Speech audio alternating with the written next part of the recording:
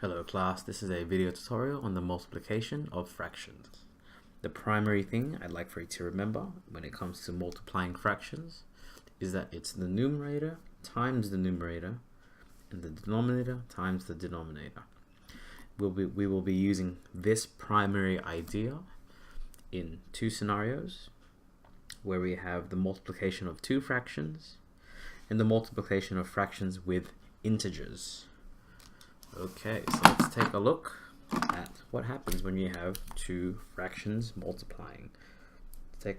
Let's take 3 examples of each. So let's say we have 3/4 multiplied by 2/4. It becomes a very simple and rather trivial matter of just multiplying the numerator with the numerator. So 3 times 2 is 6, and 4 times 4 is 16. And simplifying this, dividing both by 2, we get 3/8. So it's just multiplying the numerator with the numerator and the denominator with the other denominator. So let's take a look at a few more examples.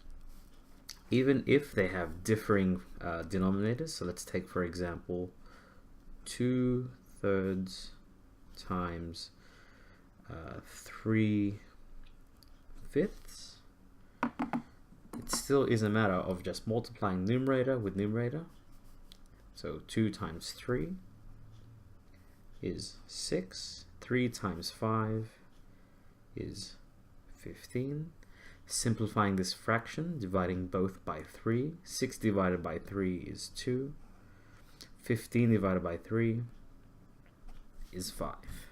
A few more examples. Let's see if we have 2/7 multiplied by, it really doesn't matter, 3/6. It still is numerator times numerator, 2 times 3. I'm just picking random numbers, but whatever. 7 times 6 is 42. Dividing both the top and the bottom, numerator and denominator, by 6. 6 divided by 6 is 1. 42 divided by 6 is 7. One last one. Let's take a look at 5/6 multiplied by 3/4. And once again, multiplying the numerator with numerator, 5 times 3 is 15. 6 times 4 is 24. If you think carefully, 15 and 24 have no common factors, so we cannot simplify this.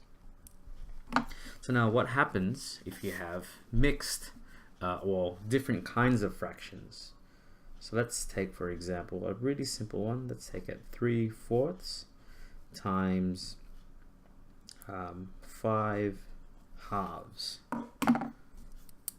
So now we have an improper fraction, but it still doesn't change anything at all. It's still numerator times numerator, 3 times 5, 4 times 2.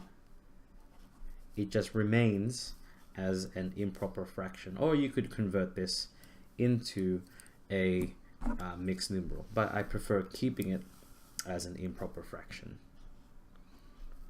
What happens now if we have an well, we'll take another example actually. We'll take a look at 3/7 multiplied by 6/5. So an improper fraction here. It still does not change a thing. 3 times 6 is 18. 7 times 5 is 35. There's no common factor between these, so you cannot simplify it. What happens now if you have a mixed fraction? Let's take a look at an improper fraction here. So let's take a look at 3/2 times 2 and 2/5. For this, we actually need to convert this one, the mixed fraction, into an improper fraction. So keeping this the same, we're going to rewrite this, but this time converting this fraction. So 5 times 2 is 10, plus 2 is 12 over 5. And once again, numerator times numerator, 3 times 12 is 36 over 10. Simplifying this by dividing both by 2, 36 divided by 2 is 18 over 5. One last time, example H. Let's say we have two mixed fractions, 1 and 3/5 multiplied by 3 and 4/7. Really big fractions, but still doesn't matter. We convert these into our improper fractions. 5 times 1 plus 3, that gives me 8 over 5. 7 times 3 is 21. 21 plus 4 is 25 over 7. And once again, multiplying numerator by numerator, it's going to be a large number. 8 times 20 is 160. 8 times 5 is 40. So 160 plus 40 is 200 over 35. Dividing both numbers by 5, that will give me 5 into 20 is 40 over 7.